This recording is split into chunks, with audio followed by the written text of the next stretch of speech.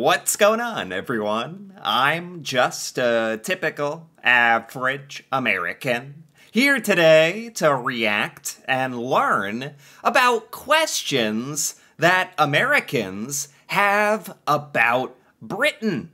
So as an American, I have a lot of questions about what British life is actually like.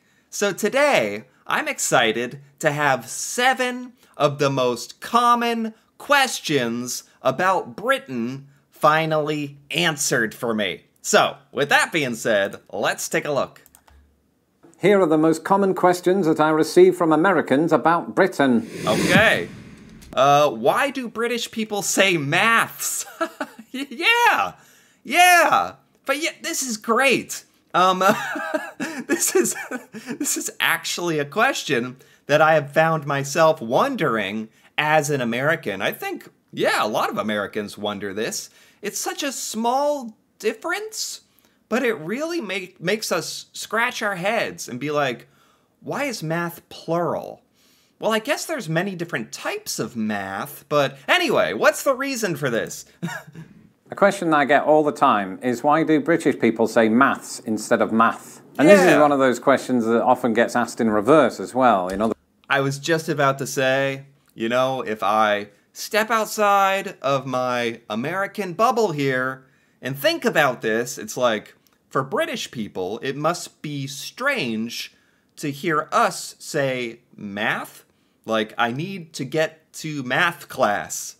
So I guess that sounds strange to you. Whereas maths sounds so strange to me. Like, I do have to admit that. In other words, why do Americans say math instead of maths? And if you go on any kind of internet forum, as we used to say back in the past, you'll generally speaking have Americans defend their position and Brits defend their position. Defend our position? I don't really feel all that defensive about the use of the word math. If anything, I'm already sort of leaning towards, well, I could make arguments for both. Like, math, you could say all of math is one thing. It's math. Or you could say, well, it's made up of many different types and disciplines of mathematics.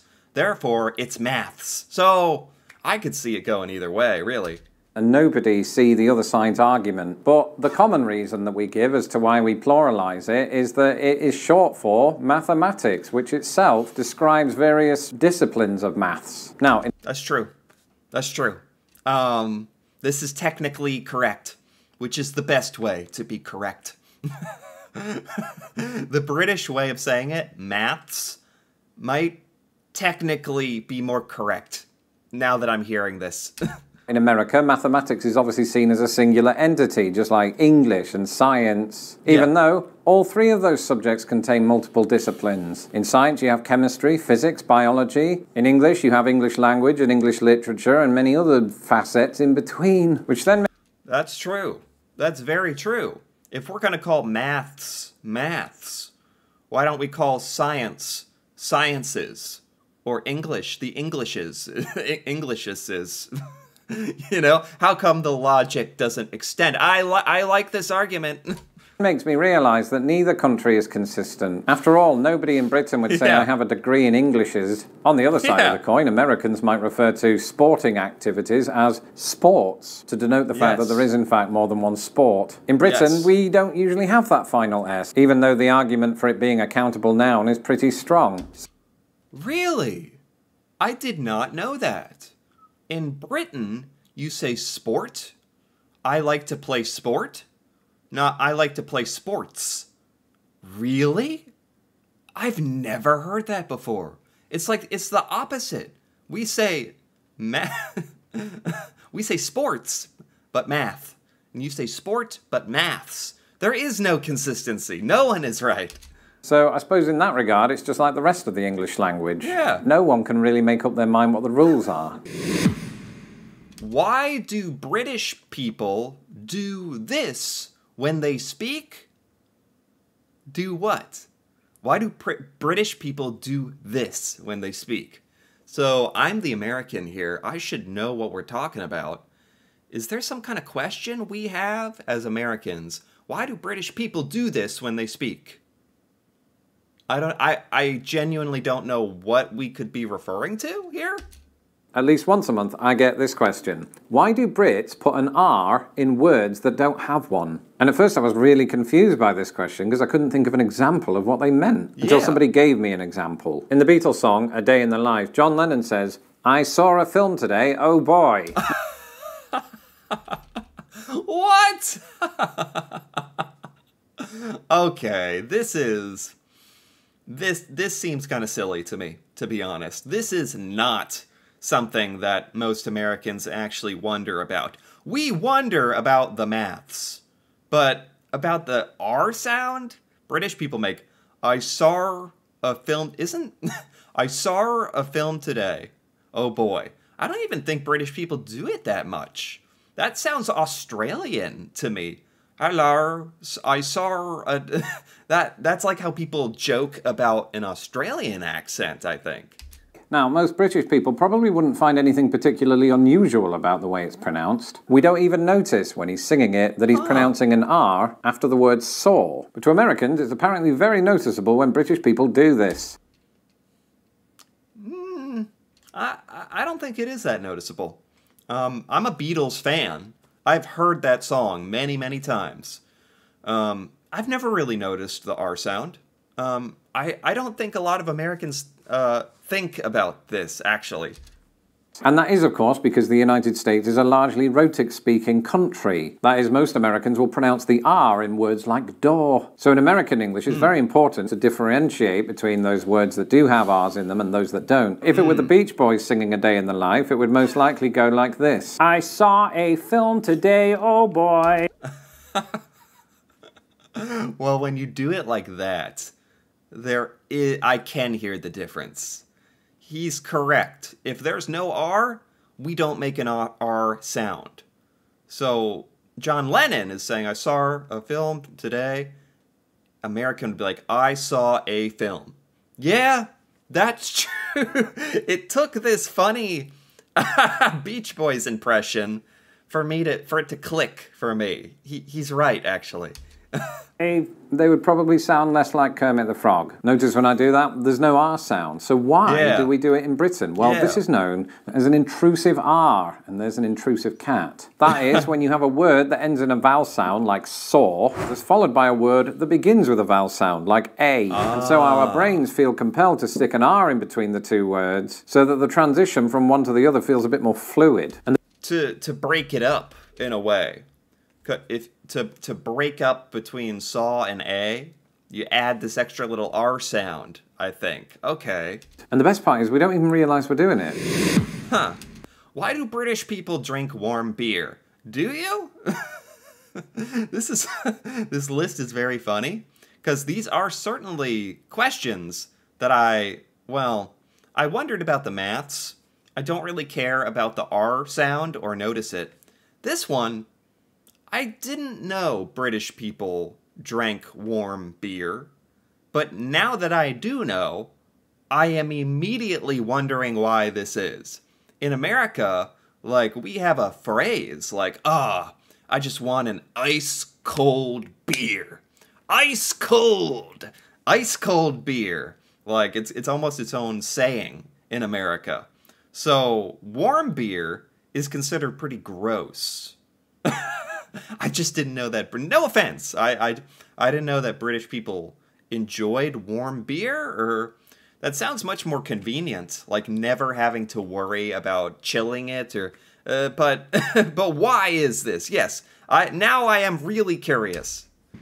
Now, of course, I get questions on a range of topics, and it's not just limited to words. One question that I get asked all the time is, do British people like warm beer? And the first time I was asked this question actually predates my YouTube channel, because it was asked to me by a family member of my wife's. And I was quite puzzled by this, because I've never really thought of British beer as warm I've also never thought of it as British. Now, there will be instances, of course, when we buy, say, a 6-pack and there's no room in our fridges because they're tiny, so we leave them on a counter or a cupboard. And, of course, famously, we don't have air conditioning in Britain, so beer can, in those circumstances, get as warm as the rest of the house. But when you're talking about visiting British pubs, some of which also don't have air... So, in Britain, it's not all that uncommon to come across room temperature beer if there's not space in the refrigerator. I mean, that could happen here in America as well. It's really going to the bar that would puzzle me, or the pub. The bar in America, like, you expect a cold beer. That's part of the experience. You would be upset if it was not ice cold in America. So they can serve it warm in Britain, though? Don't have air conditioning. To my memory, the beer was often cold and refreshing and usually mediocre. When it comes to temperature, I wouldn't say that I've noticed a discernible difference between beer that's served in America and beer that's served in Britain. So this is like a made-up criticism? I think that's why I had never heard of this before. This fooled me. I thought all beer was warm in Britain, but it sounds like this is just something Americans have kind of made up, or... maybe it's not as ice cold as our beer, or he's saying he's had both and he's tasted no difference. So I'm not really sure where it comes from, but it is a stereotype that's labelled at the British. I'm also not a beer connoisseur, so I could just be talking out of my arse. Well, it's not a very common stereotype, because I've actually never heard that before. What's the difference between Britain, the UK, and England? Absolute, oh my gosh, thank goodness this is on the list. This might be the most appropriate question on this list. Most Americans have absolutely no idea what is going on. What is the difference between England, Britain, the UK?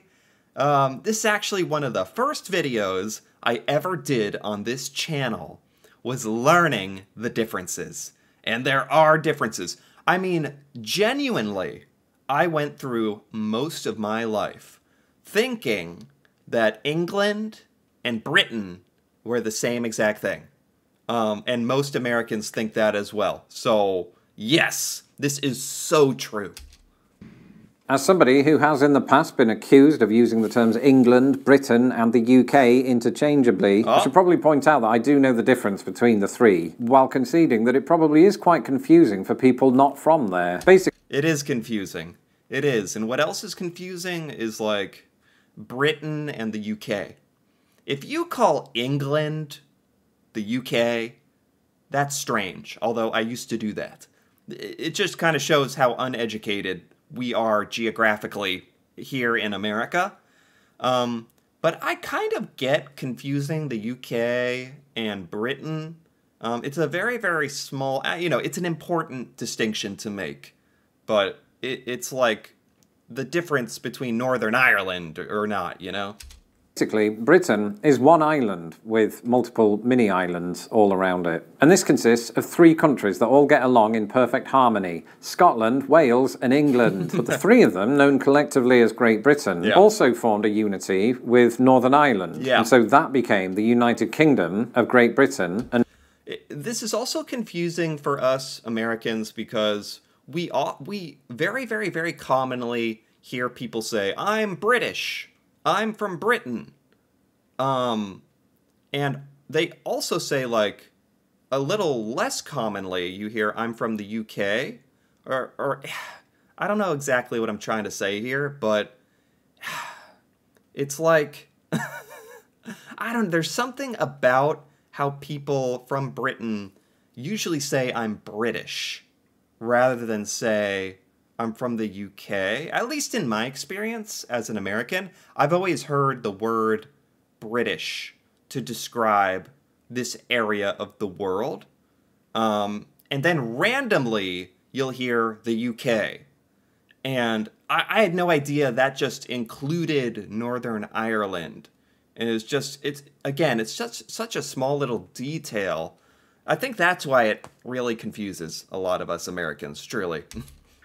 and Northern Ireland. So you might be asking, well, what about the rest of Ireland? We don't own them, so they're not part of this. Right. Though technically the island that makes up Britain and the island that makes up Ireland is all part of the British Isles. It's so confusing. The British Isles, I don't know. Another thing, most Americans don't know that Ireland is separated into two. I thought it was just Ireland. I had no idea about Northern Ireland. Sorry, Northern Ireland. And most Americans have no idea. Like, it's the strangest thing to us. Confusing. So I hope that abbreviated answer answers the question that you needed answers to. What actually is pudding to the British people? Like, here's a perfect example, by the way. Why doesn't this say what actually is pudding to the UK people? It says to the British people. Are we not including Northern Ireland? Why isn't the UK used more often? If we're saying what actually is pudding to the British people, we're excluding Northern Ireland. Why? Do they not have pudding? Sorry, I don't mean to go on a rant about this, but again, I don't really understand why we use Britain in some circumstances and the UK in others. Anyway, why we're excluding Northern Ireland from the pudding. Anyway, what actually is pudding to British people? This is a great question, because I've learned a little bit about British pudding, and it's nothing like what we think of as pudding here in the United States. I have always wanted to know the answer to this. This is fantastic. Inevitably, when you have two countries that are in fact separated by a large ocean, a lot of the memos that get lost in the pond pertain to food. And a question that comes up all the time is, how exactly do Brits define the word pudding? Is that how we sound? Is that how exactly do we define pudding in Britain? In Britain, I've noticed pudding is like a solid. I don't get it. Here in America, pudding is always a semi-solid, and it's usually chocolate flavored. I had to think about this question when I was first asked it, because I'd never really imagined that we have different definitions for this word, and then I thought about it for a few seconds and realised, well, of course we do. In America, it turns out that a pudding is a very specific type of dessert that... Yes, this is pudding. This is what Americans picture when we picture pudding. Chocolate, semi-solid, kind of room temperature, little snack. It has sort of the consistency of custard, but isn't necessarily custard. This is weird to the British, although perhaps not as weird as our own definitions. Really? Because in England and or Britain and or the United Kingdom, pudding is a synonym for dessert. So that custardy thing would also be referred to as a pudding in Britain. Wait. Pudding? Let me get this straight. Pudding in Britain just means dessert? It's another word for dessert? That's it? Hold up. I really want to make sure I'm understanding this correctly. Is a synonym for dessert. So it's a synonym for dessert. It's that broad of a word? That custardy thing would also be referred to as a pudding in Britain, but then so would chocolate cake and apple pie and ice cream. And you might think, well, what's weird about that? It seems pretty straightforward to me. Yeah, well, we also use pudding to describe specific savoury dishes. In fact, it turns out that it was in... I cannot believe this. I have never heard this before. This is blowing my mind. Pudding can just mean any dessert in Britain. That's true? That clears up so much for me. That's why I was so confused. Because in America, pudding is a very, very, very specific food. Where it's very broad and general in Britain, apparently. In such a vein that the word pudding originated. From the 13th century, it originally meant a kind of sausage, the stomach or one of the entrails of a pig, sheep, etc., stuffed with mincemeat, blood and seasoning, boiled and kept till needed. This is why to this very day, Brits and people from that other country, Ireland, refer to a type of blood sausage as black pudding. And in the UK, this savoury definition extends beyond the context of blood sausage, because you also have Yorkshire pudding, which yeah, Yorkshire pudding, it just looks like a baked good, a pastry or something.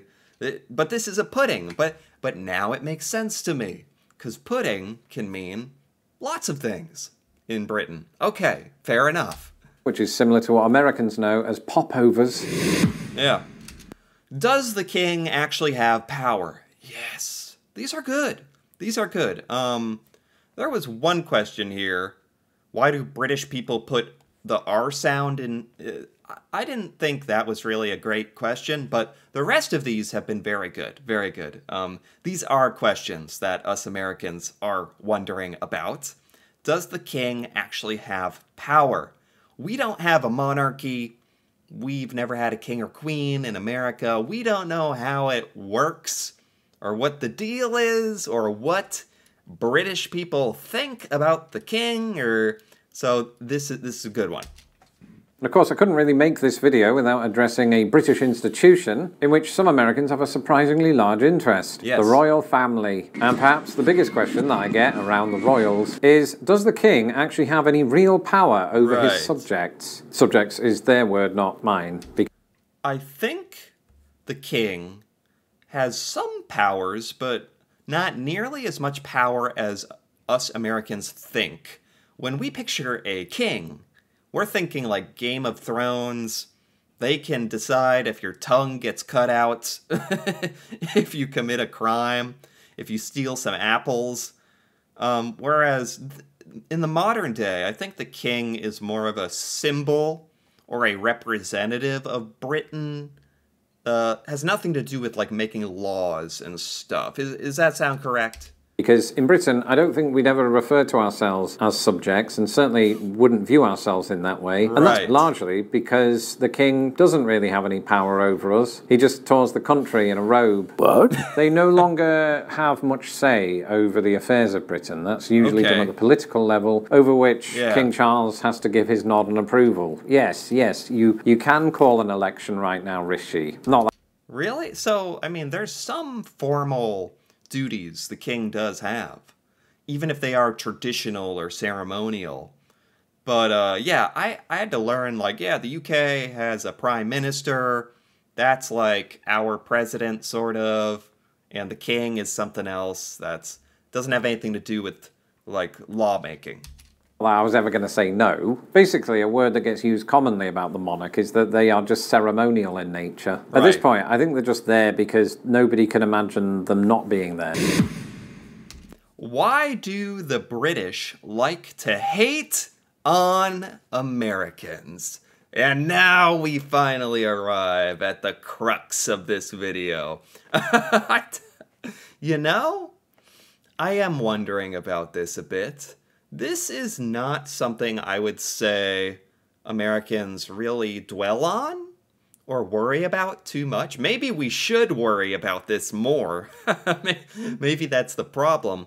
But most Americans don't really care what the world thinks of us, which is probably one of our strengths and weaknesses. Sort of that overbearing confidence that borders on arrogance and lacks a little self-awareness at times. Why do the British like to hate on Americans? I am curious. I want to hear from the British person here what they have to say about this. I'm sure not all British hate on Americans anyway. Like, also, is this just something that us Americans worry about, or I don't know. I've seen some videos where, rightfully so, the world can have some negative feelings on America, which is justified. Finally, this sentiment seems to be everywhere that I look online, including my DMs and comment sections, and that is, why do British people dislike Americans? And I'll tell you something, the answer to that is really complicated. Firstly, for the large part, I don't think it's even true. You have to consider that us Brits love to moan. And I mean about... Love to moan. Love to complain. That's funny. But I like this answer, and I think this is probably true. Like, if we're being serious, I don't think, like, our countries hate each other. We might have disagreements. Brits might frown upon some of our American culture. That's fine. But hate? That's a little strong. Anything. It could be the weather. It could be our local MP, Member of Parliament. It could be that the bus timetable has changed for the 4th time this month. Now, when this happens on social media, where the mood and the motivation of the person speaking is not entirely clear, I could see how a sentence like, "Oh, bloody Americans calling it soccer again," might seem like it's an attack. But something else that you should keep in mind in Britain is we attack our best friends. Chainsaw Jim is not just my mate, he's an arsehole. So in Britain, hating on people, giving each other a hard time, that's kind of a way of showing that you love each other. So it's a good thing that Brits hate us. Is that what I'm hearing? He really is an arsehole, and he's not my friend. Don't take these things personally, and Brits, do some fact-checking first. There's often a historic explanation that says the thing for which you are attacking them was in fact the original work of the British. Anyone who's been following my channel for a long time will know multiple examples, whether that is the British origination of soccer itself, or the word fall to mean autumn. If I've learned anything from this video, it's that I get a lot of questions, so thanks for those, and... Okay. I think that's the end there. This was pretty fascinating for me. This was a lot of good questions that, as an American, I have wondered about. And I got some pretty good answers here. I'm pretty satisfied. This video is by Lost in the Pond. I got to give it a like, because that was very well done. Most of those questions I have wondered about at some point or another. So it was kind of cool hearing from a British person the answer to some of these things and clearing up what pudding is, and I enjoyed this. Anyway, if you enjoyed this as well, feel free to give this video a like or leave a comment with your thoughts on any of these questions. If you're a British person and you can clarify any of these questions that were in this video a little bit more detailed, or anything I misunderstood, that'd be fantastic. And if you're interested in more videos like this, me reacting to Britain and British culture, feel free to subscribe for more. And until then, thanks for watching, and see you next time.